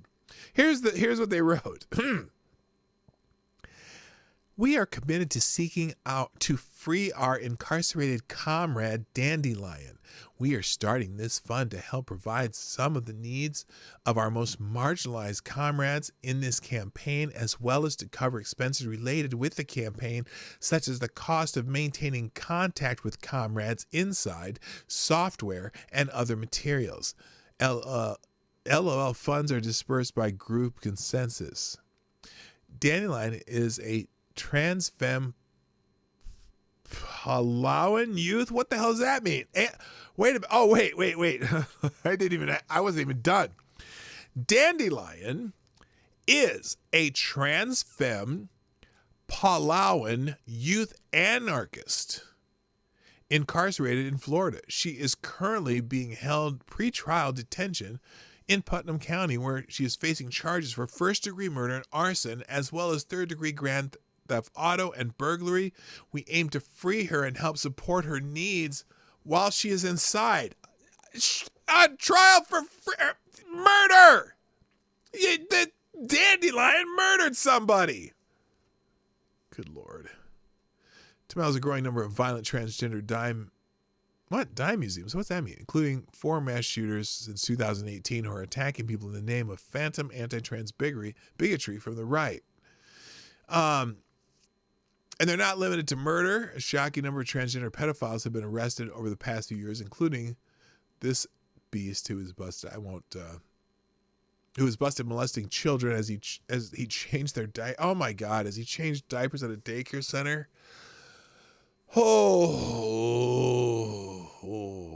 I'm not gonna read any more of this article because now it starts getting into some shit I don't want to talk about, and it's probably not good for YouTube anyway. So you can read the article; it will be in the links today. Woo, not going there. Holy shit! All right, I got a few more, and then we'll get out of here. We'll do kind of a lightning round now. In the Federalist, apparently 3 of the trans people eulogized by the Biden administration, and this is no surprise at all, they died while attacking innocent strangers. President Biden's White House celebrated Transgender Remembrance Day on Monday by lamenting the deaths of 26 transgender-identifying Americans, at least 3 of whom were shot and killed while committing a crime or tangling with law enforcement. Quote, "We must never be silent in the face of hate," end quote. The official White House statement published on Monday reads, "As we mourn the loss of transgender Americans taken too soon this year, we must also recommit ourselves to never stop fighting until all Americans can live free from discrimination." That's, first of all, the White House has absolutely no ability to control that. Okay? The idea that we can live free from discrimination. Really? Can ya? Because discrimination is not just, it's not always bad, right? If I'm trying to choose 2 job candidates, I'm going to discriminate between the 2, determining which one has the better qualifications. But again, I know what they mean here. They mean like racial discrimination or whatever. This person, if they were killed in the act of attacking other people, that's a FAFO thing, right? And again, during the press briefing Monday, White House Press Secretary Latrine Jean-Pierre emphasized that these victims were disproportionately Black and women of color. Okay. Well, first of all, your loose definition of woman is probably suspect, but no one should have to face violence or live in fear or be discriminated against simply for being themselves. Well, but are they being themselves or are they being someone else? It's hard to determine. And then the White House paints the 26 transgender women as victims whose deaths were tragedies linked to their gender identity. You know, what's funny too is I bet that probably less than a third it had anything to do with their gender identity. I'll bet you. You know, there's a lot of violence in certain places, and they tend to hang out in certain places. While several of the 26 people listed died in hit and runs, shootings, and domestic violence that plagued cities all across the USA, at least 3 were killed while committing acts of violence. Such was the case with 26-year-old Manuel Tortuguita Terran. Look, you can read the rest. It gives more details, but is it surprising? No. These aren't just random people they're rounding up trans people and killing the street. 26, by the way. 26. A whole 26. They're counting. And it's, you know, 1 is too many, but when you consider how many people died of adverse, you know, vaccine effects, or how many people are dying in the hood every day. And I got a eulogy on the Trans Day of Remembrance for 26 people. It's just odd. Major advertisers withdrawing from Elon Musk's Twitter, signaling revenue trouble. Remember when we were talking about how they were bitching about something happening at Twitter? Oh shoot, I lost my train of thought here. Anyway, Elon Musk, previously known as Twitter, risked substantial decline in ad revenue following the withdrawal of major brands like Apple, Disney, and IBM amidst concerns for their brand safety. Holy shit. As if people who don't think like you don't buy shit. TechCrunch reports that Elon Musk's Twitter is currently grappling with a significant reduction in advertising revenue. This decline has been largely attributed to the withdrawal of major brands such as Apple, we just said that, which have paused their ad spending on the platform. The departure of these advertisers comes in the wake of owner Elon Musk's controversial endorsement of an allegedly anti-Semitic post, exacerbating existing concerns about brand safety on the platform. So they're accusing him of well, we talked about how Adam Schiff is accusing him of amplifying Nazi rhetoric, which is not happening. But you know, there's these politicians who are going after him. I don't know, because they don't like him and he's rich and he doesn't believe in the things they believe, and so they're seeking to destroy him. And this is one of the ways they're trying to do it is getting advertisers to stop advertising on X. Advertising has been a critical source of revenues for the platform, accounting for approximately 90% of the company's income, while X has introduced a subscription plan with new features, including paid verification. So far, subscriptions have failed to compensate for the loss of ad revenue in the long term, which is not a surprise. So anyway, the media and the politicians are going after Elon Musk again. Shocker. Issues and insight. In fact, and then there's this article on issues and insights. What the latest attacks on Musk are really about.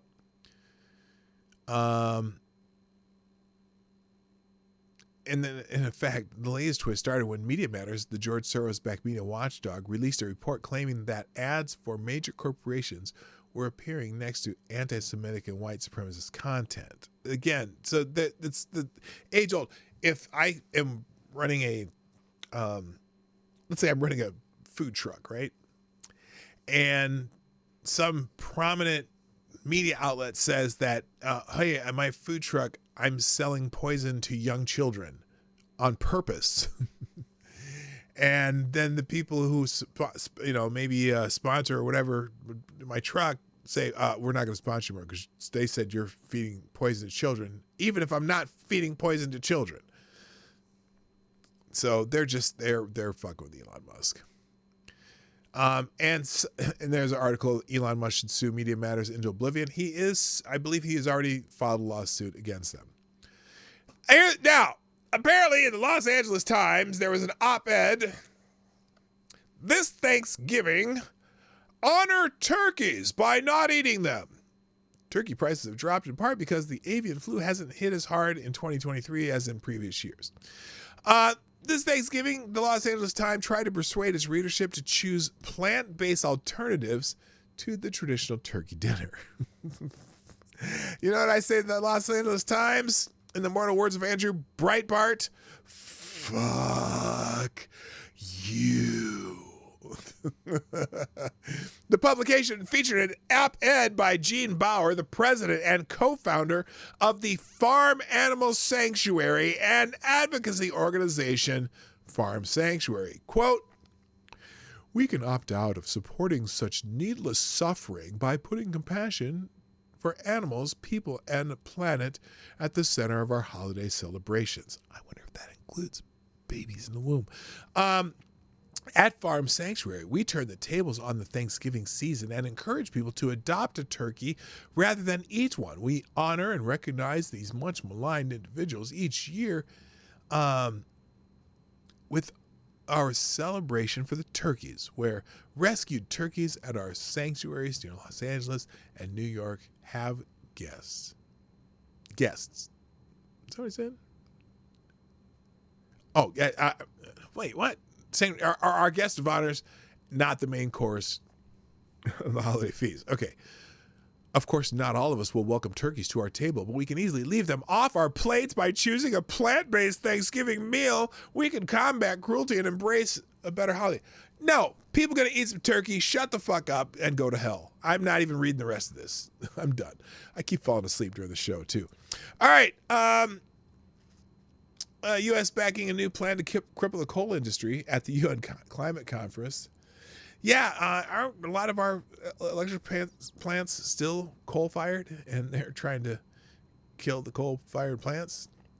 The Biden administration is set to back a plan that would crush the coal industry at the upcoming United Nations Climate Summit. Reuters reported on Tuesday the U.S. will reportedly support a French plan to get countries of the world to ban private financing of coal-fired power plants during the upcoming UN conference known as COP 28, or COP 28. Or COP 28, whatever. According to Reuters, the plan is likely to drive a rift between countries like the U.S. and France and those like China and India, which are reliant on coal to feed their economies cheap and reliable electricity. You know, France has the advantage because they have, what do they have? France has, what are those things called? The radioactive shit? They got nuclear-fired power plants. And, you know, they can be holier than thou, but unfortunately, for some reason, we won't build nuclear plants in the United States. And, you know, that's probably the only viable alternative to coal that's, you know, actually an alternative. Because wind and solar ain't going to cut it, bucko. France has no coal, so their position on banning it is easy. The U.S., and on the other hand, has the largest coal reserves by far in the world. And, you know, coal is the leading source of electricity in the world. All this does is make the rest of the world that is trying to get affordable electricity for their people align themselves with China and against the U.S. Well, a lot of those countries would like to do that. We'll see how that works out for them. And then some Republican is pushing a sneaky carbon tax. Senator Bill Cassidy of Louisiana, the Foreign Pollution Free Act of 2023, which combines a lot of poisonous and fallacious ideas in order to extort via federal tariff foreign manufacturers and innocent domestic consumers, even as Cassidy claims it's a way to stop the Biden administration from directly imposing a carbon tax. So basically, he's wants to implement a carbon tax he wants to not impose a carbon tax by implementing what's basically a carbon tax. Thank you, Jimmy Das Hotep, for sponsoring the show. And Jimmy Das Hotep, guess what? You are the new Streamlab Superstar sponsor of the day. Jimmy Das Hotep says, fuck them, I eat turkey. They can take their propaganda and eat a vegan dick. Yes! Yes. You tell them. Hello, Evan S. All right. Oh my gosh. former LGBT activist, Democrat Maryland mayor, mentored by Buttigieg, has gotten 30 years in that child porn case. We talked about this a month ago, maybe? A judge sentenced former College Park mayor, known for his LGBT activism and mentored by Transportation Secretary Pete Buttigieg, to 30 years after he pled guilty to 140 child pornography charges. Oh my God. Some of the photos and videos included infants. Good. You know what? 30 years is not enough, but that's what the judge gave him. May your fellow prisoners find out why you're in there. That's not very nice of me, but I don't feel nice about that guy. Federal courts find Maryland handgun license law unconstitutional. Federal appeals court struck down Maryland's handgun licensure law Tuesday as a violation of the Second Amendment. The Maryland law would have required individuals to seek a handgun to first secure a handgun qualification license, which entails taking a 4-hour firearm safety class, completing a background investigation, waiting up to 30 days. The Fourth Circuit found this law is not consistent with the nation's historical tradition of firearm regulation, which is the standard the Supreme Court set out in its recent New York State Rifle and Pistol Association versus Brune ruling. So, yeah, there's a whole lot of places trying to work their way around some of these decisions, but I don't know if it's going to work. And I really hope that Adam Shitforbrain's proposal of a constitutional amendment to change the Constitution, or no, it's Gavin Newsom who's doing that, but still a dumbass Californian's idea of what the rest of the country should do. No, we're not buying it. In Breitbart, and speaking of which, an NBC News poll records the highest American gun ownership in poll history. So, shot chaser. Maryland gets a law struck down that would infringe on people's rights, and a new poll says that more Americans have guns than ever. All right, there you go. Legal insurrection. Iowa Board of Regents votes to eliminate most diversity, equity, and inclusion programs. Oh, no! Oh, whoa! Supporters of eliminating some DEI programs say the universities are already welcoming places, thus the programs aren't needed. You know, that's always interesting. Like, you know, it's always the universities who are, you know, they have to have a diversity, equity, and inclusion program because there's so many racists here on our campus. Wait a minute. Shouldn't that set off an alarm bell for you? Anyway, the Iowa Board of Regents voted last week to cut back on diversity, equity, and inclusion initiatives at the state's 3 public universities. The Regents approved a slate of 10 recommendations from a study group formed to review current policies at the behest of Governor Kim Reynolds, easy for me to say, which essentially eliminated all DEI efforts that are not essential for the institution compliance or accreditation. Among other things, they mandate that the universities take reasonable steps to ensure that no campus constituent is required to submit any sort of DEI statement or to be compelled to disclose their pronouns, prohibit the consideration of race and other protected characteristics in admissions consistent with the law, update general election category names to accurately reflect the array of options students may select from to satisfy these requirements, and ensure a breadth of offerings. So, but they're gonna phase out the DEI BS.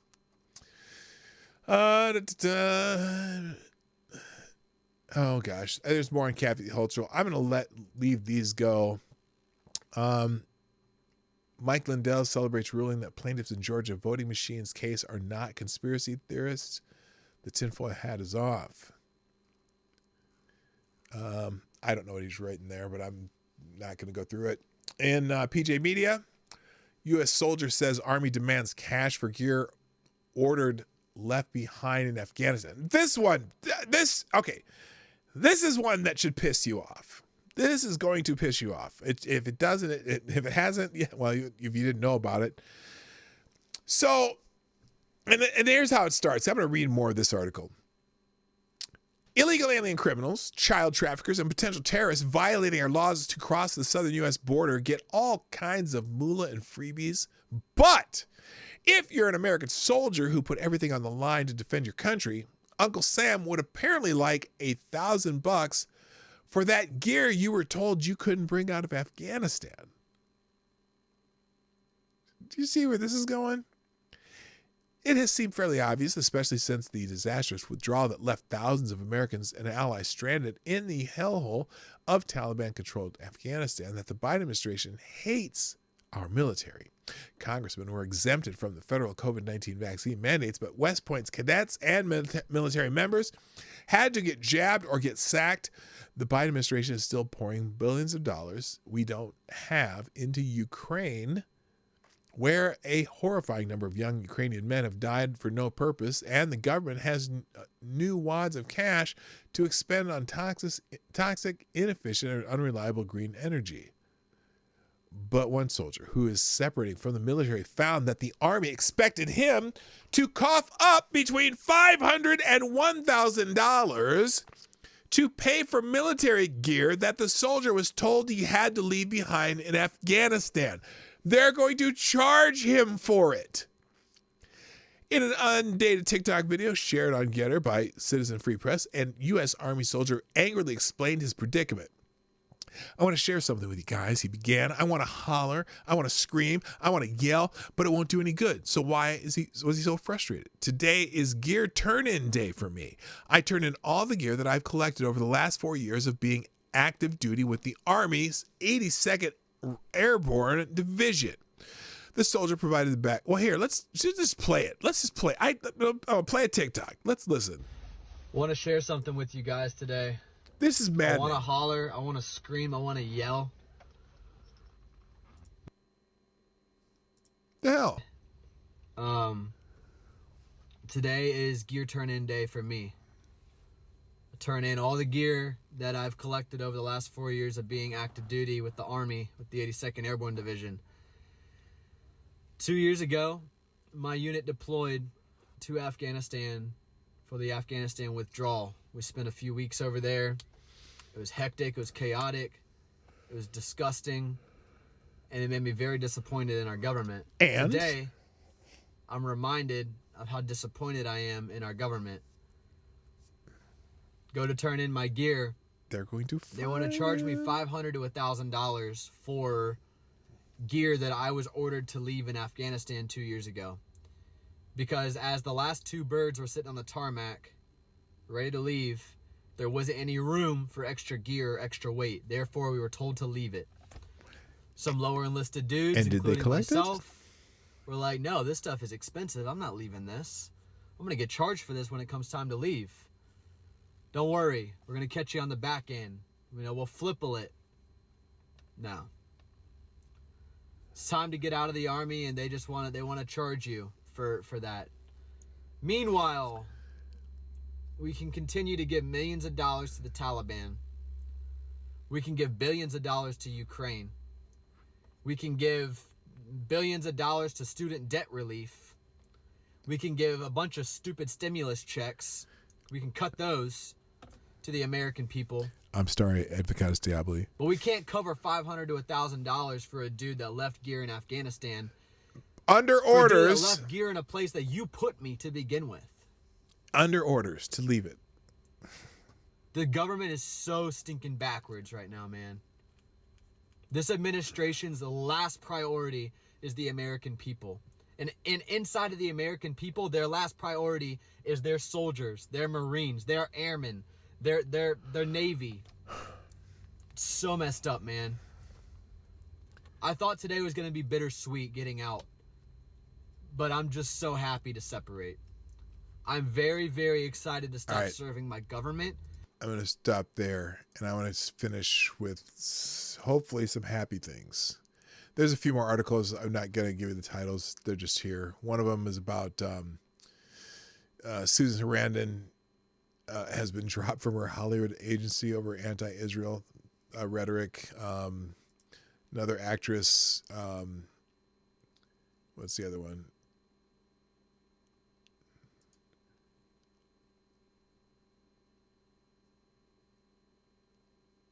Oh, she also Julie. What's her name? Julie Margulis or something like that. Gave a shout out to a group that praised Hamas atrocities.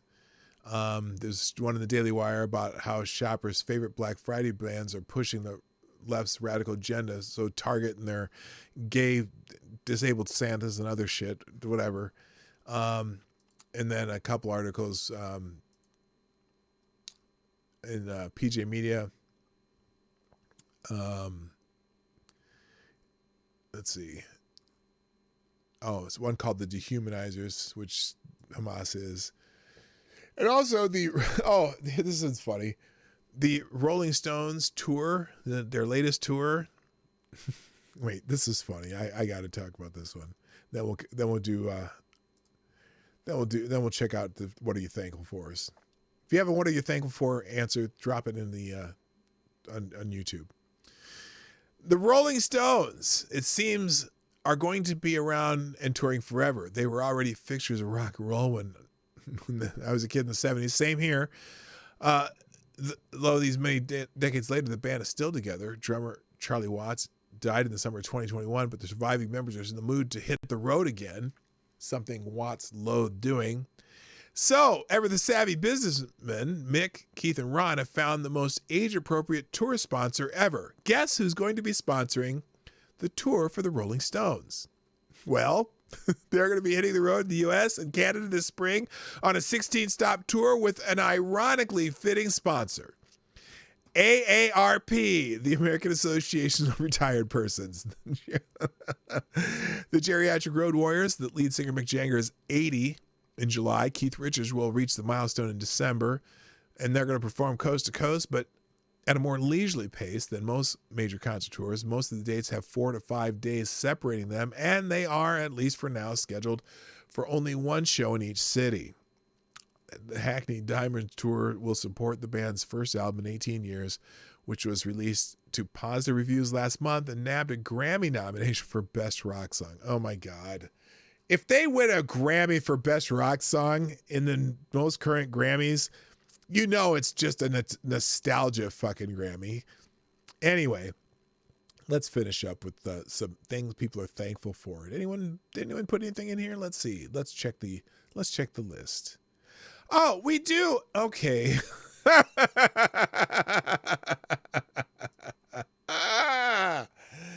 You still have time to say something you're thankful for in the chat. But here's what we've come up with so far. I wonder if I should make you guess who came up with these, because there's only a few of them. Well, there's only 2 people who put them in here. The first one. Thank you, Avocados Diabli, for contributing to the What Am I Thankful For? What are you thankful for? Avocados Diabli says, I'm thankful I didn't take a convertible ride in Dallas 60 years ago. Holy shit. Lord Stanhope has 4 different things that he is thankful for. The first one is ass. Yes, I did say ass. That's what's written here on the screen. Let's see. Boobs. Thankful for boobs. Well, that's quite a list you've started there. And then the third one is sweet sticky weed. So you must be hanging out with Snoop with some of that sticky icky. And then rum aged in bourbon cask. Now, if you ever go to Hawaii, Lord Stanhope, on the Big Island of Hawaii, there's a place in Waikoloa, north of the airport. It is a rum bar. It's strictly rum bar. All their liquor is rum. They make all these different kind of versions of rum. And they have a rum aged in bourbon cask. And in fact, when we were there, they had a special drink they were selling to raise funds for Lahaina over in Maui. And it was a Manhattan made with this bourbon cask aged rum. Now, Manhattan's normally made with bourbon, but this was made with rum. It was similar to a Manhattan. And It was amazing. It was a really, really good drink. They had some really good drinks at that place. So I'll have to remember what the name of it is, but it's a rum bar in Waikoloa. And it was good. And Abacus Diablo adds one last thing to be thankful for, thigh gap. And on that note, ladies and gentlemen, thank you for joining me today on the Morning Night Live, the extended version. We are here Monday through Friday, 10 o'clock Eastern, roughly, usually a little bit later because it's my time at UPS. But thanks for Cindy Bishop. What's up? First Thanksgiving, my new hubby, Brent Klein. Well, congratulations. That's awesome, Cindy. So I hope you all have a wonderful Thanksgiving holiday if you participate. Wait, Viagra? Wait, that's not the right place. Anyway, I hope you have a wonderful Thanksgiving holiday. Try not to eat too much. Or if you have to do something crazy like work, try to at least spread cheer to people and have a wonderful day. And I will not be broadcasting tomorrow necessarily, unless I'm gonna do my unless I live stream while I'm cooking or something, just for the hell of it. But there will be no Morning Night Live tomorrow. We'll be back here on Friday morning, at the same time, same channel. But that's it. Thanks everybody. Have a great Thanksgiving. My name is Dawg Knight. I'm out of here. Bye-bye. Have a great day.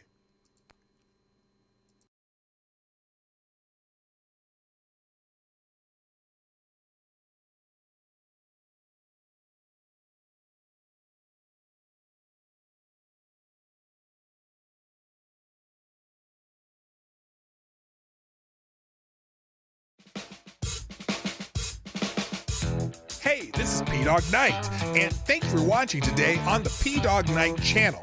If you have an observation or remark you'd like to make about this video or my channel, I absolutely welcome you to write it in the comment section down below. I really look forward to hearing from you. And before you go, if you like what you saw but you're not already subscribed, please make sure you hit the subscribe button and definitely click that bell that pops up afterwards so you'll be notified when I post new videos or when we go live. I broadcast my live show, The Morning Night Live, Monday through Friday at 10 o'clock Eastern, 9 o'clock Central. A special thank you to all the supporters of this channel who share our videos on social media and who make donations through Streamlabs, YouTube, Venmo, and Cash App, which are all linked in the description down below. Thanks again, and until next time, I'm Dawg Knight, and I'm out of here.